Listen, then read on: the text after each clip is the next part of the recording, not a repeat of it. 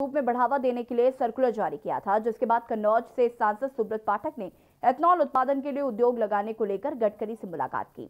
सुब्रत पाठक ने कहा कि कन्नौज और आसपास के जिलों में मक्का, गन्ना व चावल का उत्पादन ज्यादा है, जिससे कि हो सकता है मैंने गडकरी जी से मुलाकात की हो। इसके साथ ही उन्होंने कहा कि यूपी के एमएसएमई मंत्री सिद्धार्थनाथ सिंह जल्द ही मुलाकात करेंगे। उद्योग लगाने को लेकर मेरी कोशिश है कि एथनॉल के उत्पादन के लिए उद्योग लगे, क्योंकि बगैर उद्योग के रोजगार नहीं मिलता। और भी कई मुद्दों पर के न्यूज ब्यूरो ने सांसद सुब्रत पाठक से खास बातचीत की है, आपको सुनाते हैं। उत्तर प्रदेश बीजेपी महासचिव और कन्नौज से सांसद सुब्रत पाठक हमारे साथ है। सुब्रत जी, कल नितिन गडकरी से मुलाकात की, क्या कुछ प्रोसीजर था?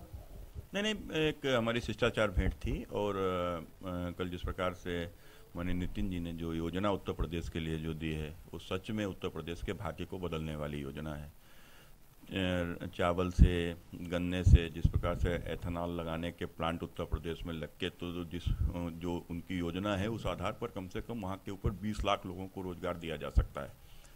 उत्तर प्रदेश के हमारे एमएसएमई मंत्री माननीय सिद्धार्थनाथ सिंह जी से भी कल चर्चा हुई। वो शीघ्र उनसे मिलने वाले हैं, गडकरी जी ने उनको बुलाया है, तो वो और इस योजना पर अतिशीघ्र काम शुरू हो जाएगा। मुझे लगता है कि आने वाले दिनों में, जैसे मैं स्वयं कन्नौज में एक इस प्रकार की इंडस्ट्री लगाने के लिए, कि चावल है, मक्का है, हमारे यहाँ होता है बड़े पैमाने पर, तो उससे एक एथेनॉल बनाया जाए, तो उसका एक प्लांट लगाने की संभावनाओं पर हम लोग भी पूरा विचार कर रहे हैं। उस पर कल विस्तार से माननीय गडकरी जी के साथ चर्चा हुई है।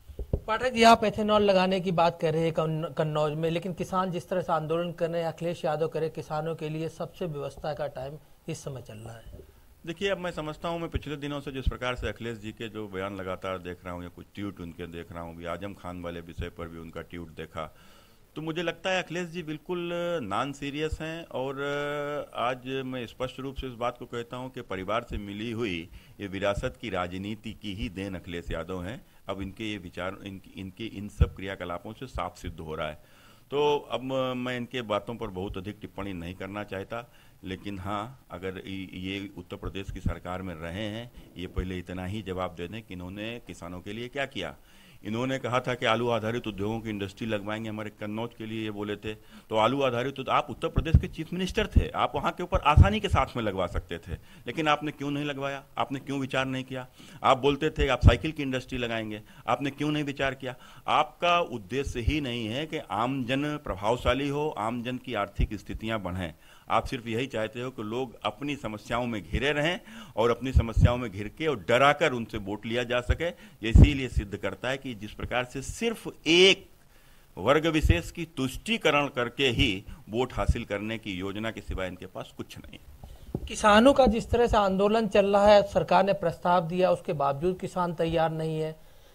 सरकार से लगातार किसान कह रहे हैं कि कृषि बिल वापस होना चाहिए, सरकार भी स्पष्ट कर चुकी है बिल वापस नहीं होंगे। तो ऐसे में आपको लगता है कि समस्याओं का समाधान निकलेगा? देखो, ये जिनको विरोध के लिए विरोध करना, हम 377 हटाएंगे वो विरोध करेंगे, करते रहें। हम राम मंदिर बनाएंगे वो विरोध करेंगे, करते रहें। हम 3 तलाक हटाएंगे वो विरोध करेंगे, करते रहें। हम सीए का कानून लाएंगे वो विरोध करते रहें। हम किसानों की आय को बढ़ाएंगे, किसानों को जकड़ी हुई बेड़ियों से मुक्त कराएंगे, वो विरोध करते रहें, कोई फर्क नहीं पड़ता।